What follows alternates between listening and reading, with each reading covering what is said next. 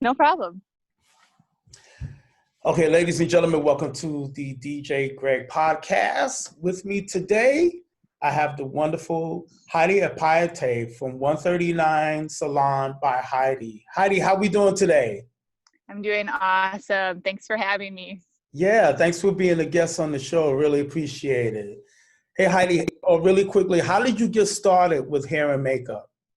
Yeah, so I was that kid that was doing everybody's hair on the block. I was doing my doll's hair. I was making my sister get her hair done. Like I was giving her an updo for piano recitals when she was 5. Wow.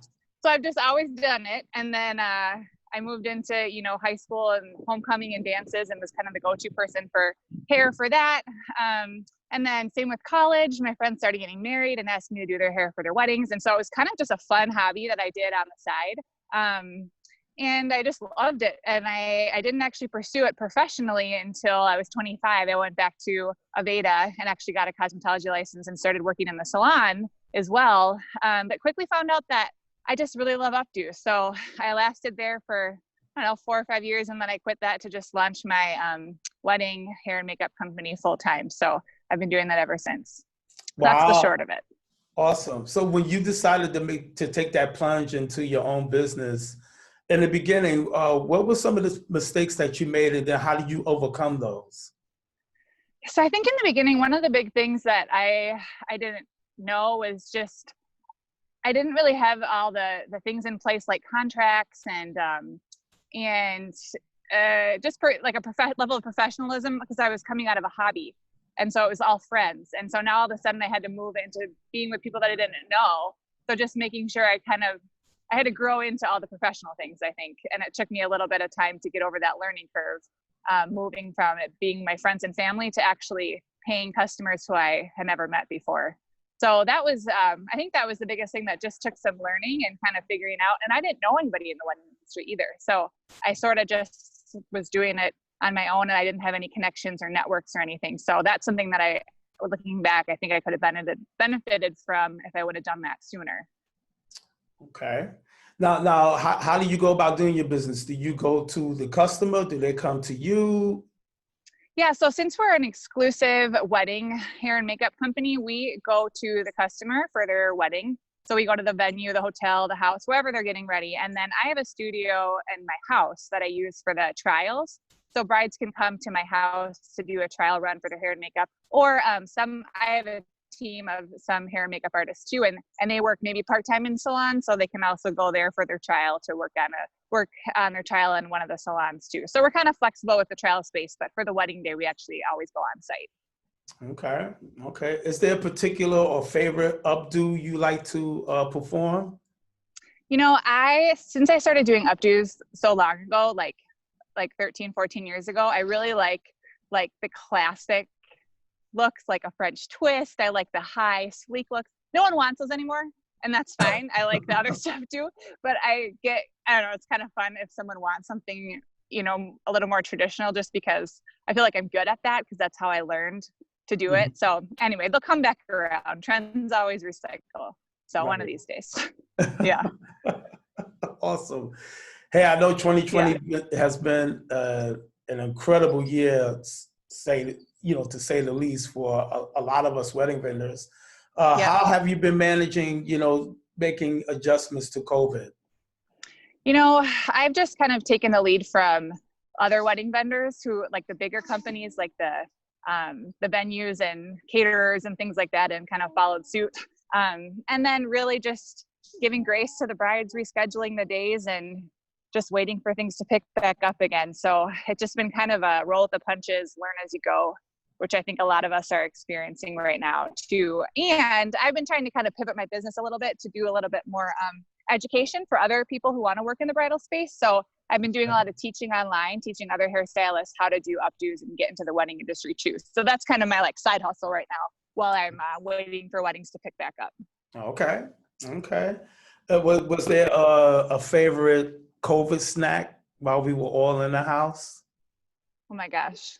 I never am like a Ben and Jerry's person. I don't need it. I became that person. So I was totally Netflixing and eating Ben and Jerry's in the evenings. Why? I don't know. What is it about COVID that made you do that? I don't know. Because you're in the house and you're in the house Yeah. bored. Yeah. Yes. Has there been any binge watching too during that time? Totally. I watched Anne with an E, which is based off the book series Anne of Green Gables.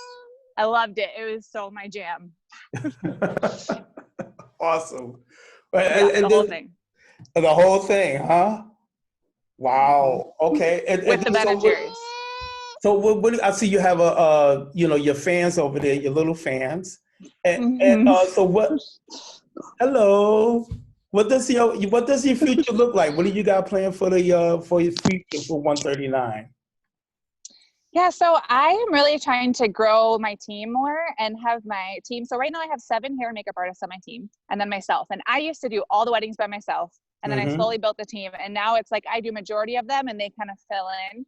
But for the future, I'm trying to give my team more of the weddings and I do less of them so I can do more teaching and stay home with my family a little bit more. So I'm trying to just empower them and teach my team and help them grow as professionals and then be able to do more of the weddings. And I just kind of run the behind the scenes part of the business and do more teaching. So that's kind of what I've been working on.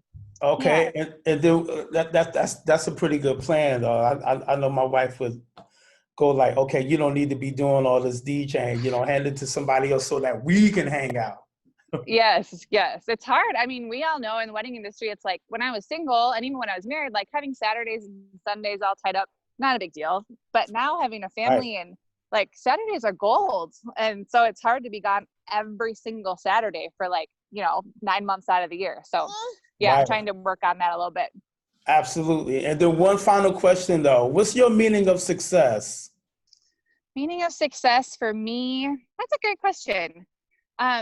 For me, it just means that I have joy in my life. And so if I'm able to accomplish joy and be able to love my family well and my friends well, while having a career that's meaningful and that I love, then that feels really successful to me. Awesome. In a nutshell. Yeah. Yeah. Well, Heidi, I want to thank you for your time. Thanks for coming on. And it's my pleasure. I hope that we get together really soon. And once this COVID thing is over, man, we'll start doing a lot more events. Yes, agreed. Thank you so much for having me. Yeah, my pleasure. You have a great day. Thank you.